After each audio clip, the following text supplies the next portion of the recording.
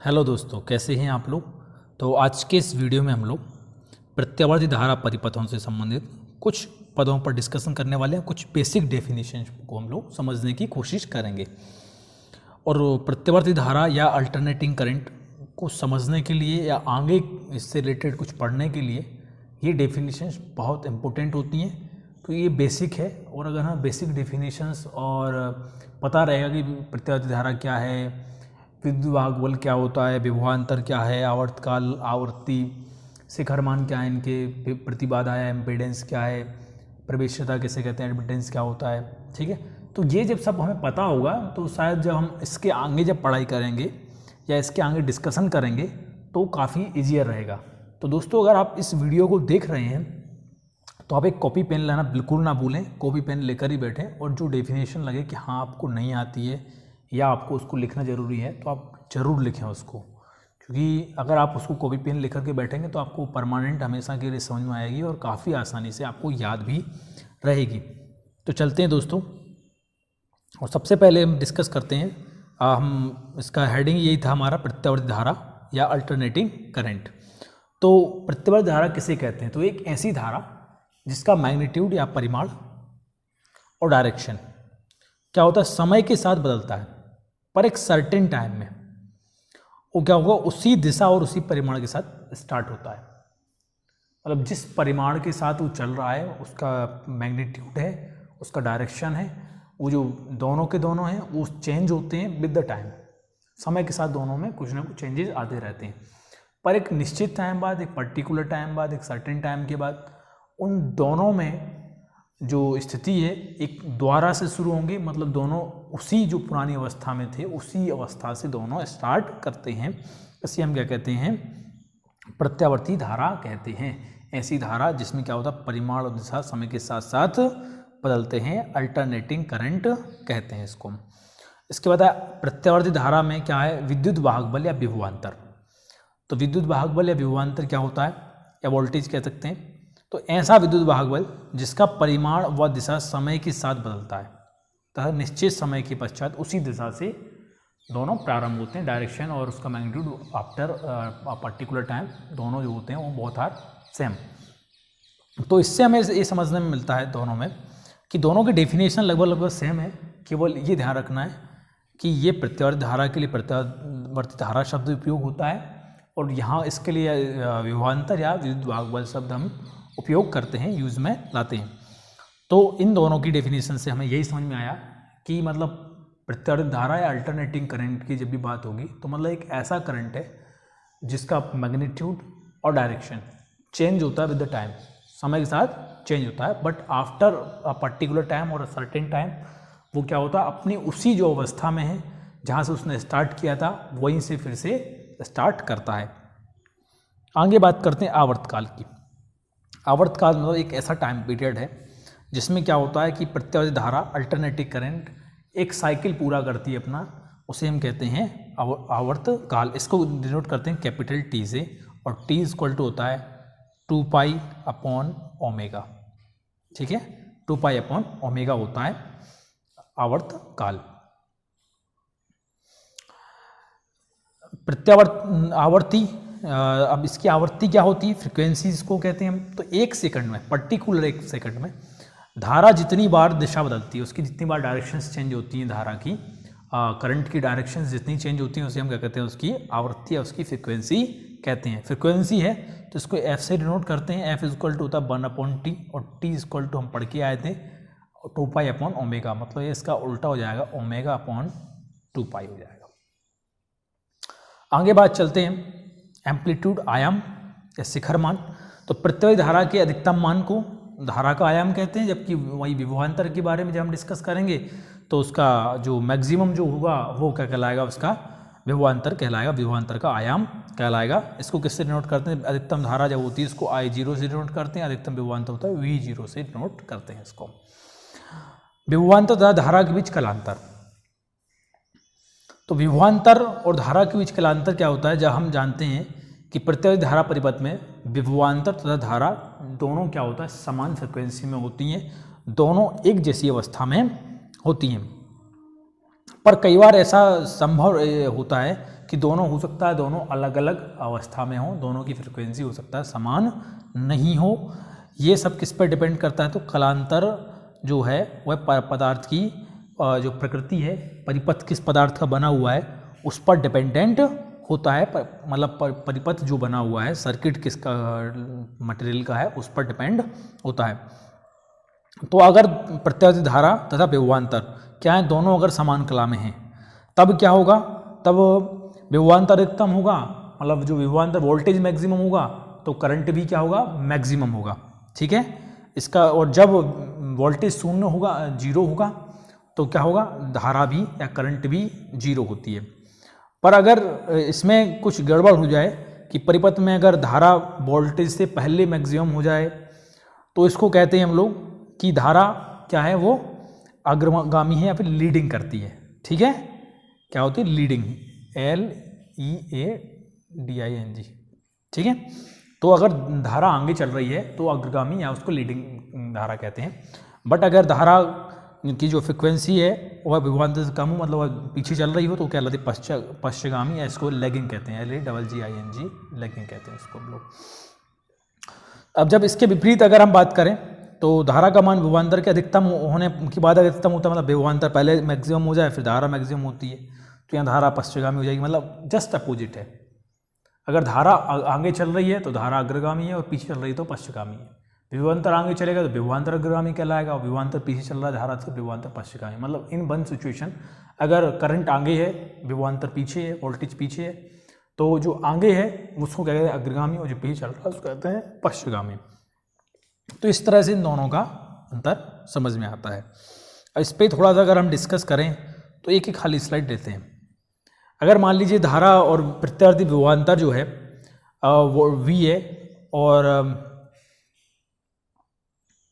इसके अलावा धारा जो है वो I है। वोल्टेज क्या है? V है, और धारा क्या है? I है। मान लीजिए जो करंट है वो I है। अब इसके लिए अगर मैं इक्वेशन लेना चाहूँ तो V इक्वल टू क्या हो जाएगा? V0 sine omega T. ठीक है, और अगर मैं I के लिए लेना चाहूँ इक्वेशन तो क्या हो जाएगा? I equal to I0 sine omega T. ठीक है, चलो इस थोड़ा सा इसको इरेज कर देते हैं। तो V के लिए क्या हो जाएगा? V0 साइन ओमेगा टी, और I के लिए क्या हो जाता है? I0 sine omega T. ठीक है, अगर परिपथ में क्या है, विभवांतर से धारा क्या है, जो करंट है वह वोल्टेज से क्या है, फाई अग्रगामी है, मतलब आगे चल रहा है उससे फाई। ठीक है, तो क्या हो जाएगा, जो नए इक्वेशंस आएंगे उसमें क्या हो जाएगा, तो हम लिख सकते हैं उसके लिए T equal to V0 sine omega T. ठीक है, और अब जब हम धारा के लिए इसका लिखेंगे, करंट के लिए लिखेंगे तो I0 omega t plus phi. ये इसके लिए कि ओमेगा टी है और ये प्लस का सिंबल है और ये फाई है। ठीक है, सेम जब हम इसके लिए विभवांतर के लिए इक्वेशंस लिख रहे होते हैं तो विभवांतर के लिए क्या हो जाएगा, V0 वो क्या चल रहा है, पीछे चल रहा है ना, तो sine omega t minus phi हो जाएगा, सॉरी माइनस फाई हो जाएगा इसके लिए। ठीक है, और उसी के लिए जब हम आगे बढ़ना चाहें अगर यहाँ से कि I क्या होगा, तो अगर इसको जब हम पश्चगामी मान रहे हैं तो इसके लिए I0 साइन ओमेगा टी। मतलब इतना समझना है, अगर हम धारा को आगे ले रहे हैं तो धारा अगर वोल्टेज है तो V equal to V0 sine omega t हो जाता है, तो धारा प्लस फाई आगे चल रही है, और अगर वोल्टेज माइनस फाई में चल रहा है तो वो अपने नॉर्मल लेवल में चल रही होगी। ठीक है, तो इस तरह से इसका ये इक्वेशंस बनते हैं। अब आगे चलते हैं हम थोड़ा सा, तो प्रत्यावर्ती धारा का औसत मान क्या होता है, तो average value of alternating current.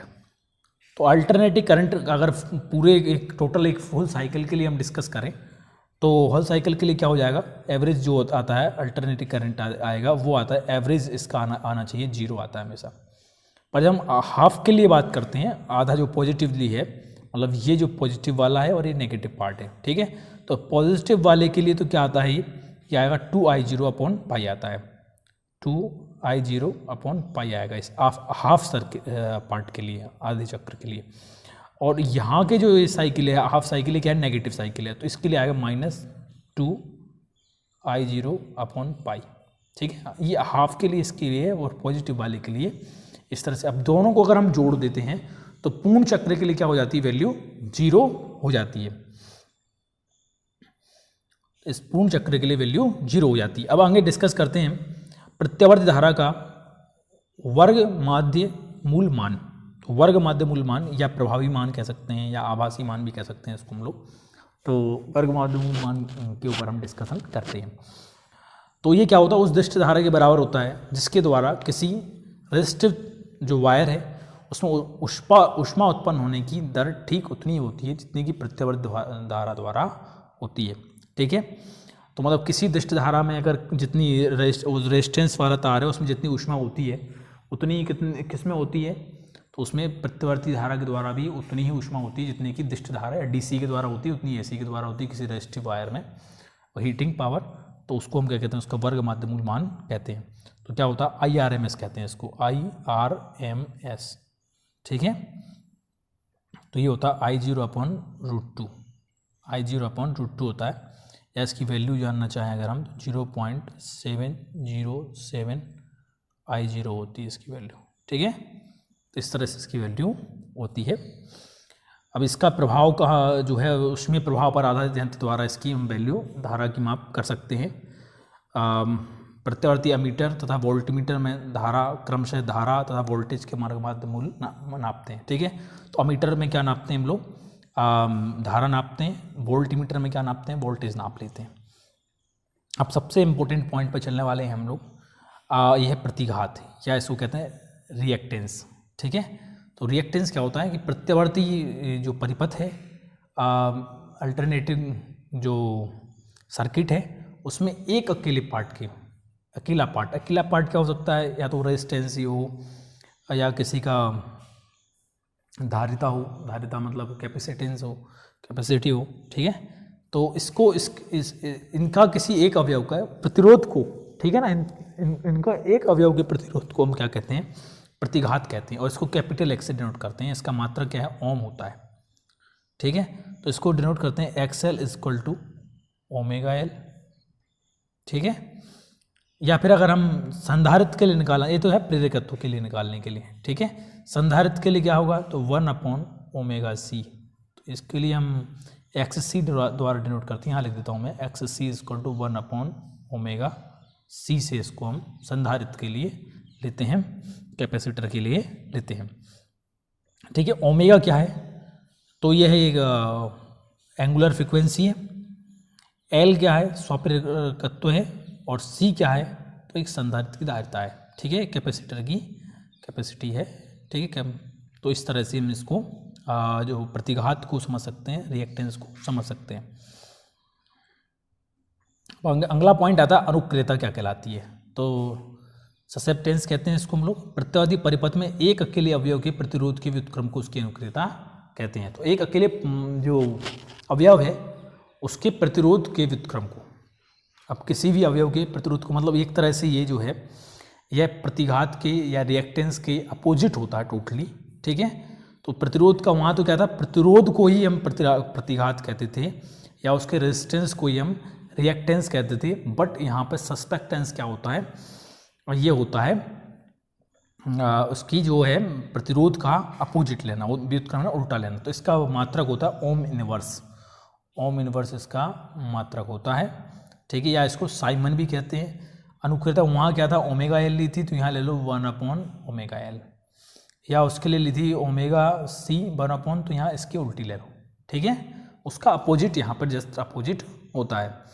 आगे डिस्कस करते हैं इम्पीडेंस। ये बहुत इंपॉर्टेंट है, बहुत सारे बच्चों को समझ में नहीं आता है कि इम्पीडेंस क्या होता है, रेजिस्टेंस क्या होता है और रिएक्टेंस क्या होता है। तो मैंने इस वीडियो स्पेशली इन 3-4 चीज़ों को लेकर के बनाना चाह रहा था, और बाकी सारा कंटेंट भी था, तो मैंने कहा चलो इसको भी ऐड कर देता हूँ इसमें।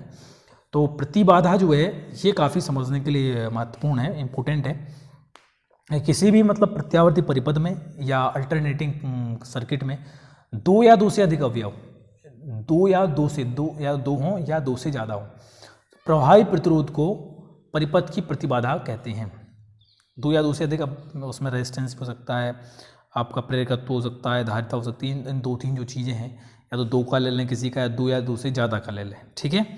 तो इसके वो हम क्या कहते हैं, प्रतिरोध कहते हैं। इसका मात्रक भी क्या होता है, ओम होता है, ठीक है। प्रतिबाधा एम्पीडेंस कहते हैं, तो इसका मात्रक भी क्या होता है, ओम होता है। अब सबसे पहले डिस्कस करते हैं आरएल परिपथ की प्रतिबाधा के ऊपर।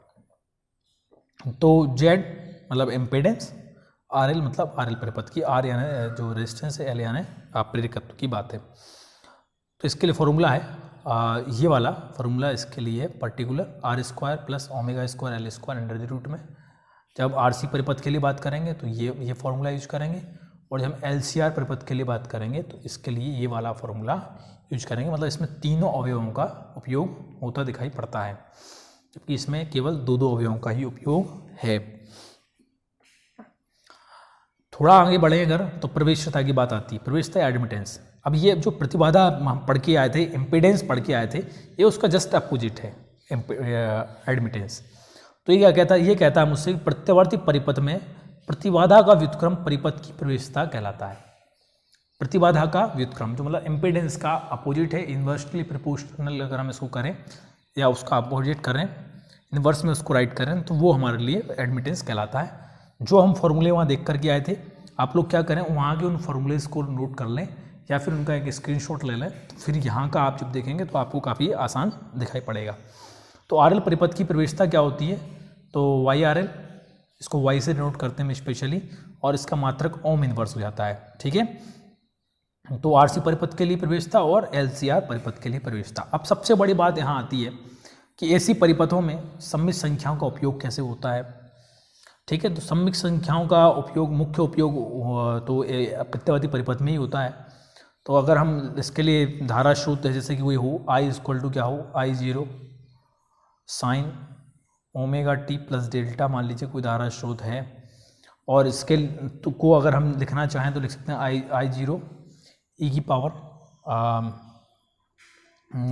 जे ओमेगा टी प्लस डेल्टा के द्वारा भी लिख सकते हैं, ठीक है। कैसे लिख सकते हैं, तो ज़रा इसको यहाँ पे जगह कम है, इसको यहाँ लिख देते हैं। इसको अगर हम जो लास्ट इक्वेशन मैंने राइट किया इसको लिखना चाहूँ तो ई की पावर जे ओमेगा टी प्लस डेल्टा की फॉर्म में भी मैं इसको लिख सकता हूँ, और जो लास्ट इक्वेशन मैंने राइट किया था उसको, ठीक है। आई जीरो हम जानते हैं क्या होता है, आई जीरो एक पीक वैल्यू होती है, इसके पहले हम डिस्कस करके आए हैं, पीक वैल्यू या शिखर मान की बात करके आए हैं। डेल्टा क्या है, तो डेल्टा होता है यहाँ पे कला है, इसकी प्रारंभिक कला होती है, ठीक है। तो इसी तरह से वोल्टेज को भी हम निरूपित कर सकते हैं, ठीक है। तो आज के इस वीडियो में हम लोगों ने मोस्टली जो बेसिक डेफिनेशन है अल्टरनेटिव करंट से रिलेटेड उन पर डिस्कशन किया है। आने वाले वीडियोज़ में मैं कोशिश करूँगा कि आपको ऐसे ही अलग अलग टॉपिक्स पर कुछ जो टर्म्स हैं, स्पेशली टर्म्स हैं, जिससे कि आपको उस टॉपिक की बेसिक डेफिनेशन या बेसिक आपको उससे रिलेटेड जो टर्म्स हैं उनका नॉलेज हो पाए, उन टर्म्स का डेफिनेशंस क्या है, उन टर्म को हम किस तरह से अंडरस्टैंड कर सकते हैं, समझ सकते हैं। तो उस पर मैं अगले वीडियो मेरे आएंगे। और अगर आपको दोस्तों ये वीडियो पसंद आया हो तो आप इसको लाइक ज़रूर करें, और आपको लगता है कि ये आपके दोस्तों के लिए भी यूज़फुल हो सकता है तो आप इसको शेयर करें और चैनल को सब्सक्राइब करें, ताकि आपको आने वाले जितने वीडियोज़ हैं वो बड़ी आसानी से आपको मिल सकें। थैंक यू दोस्तों।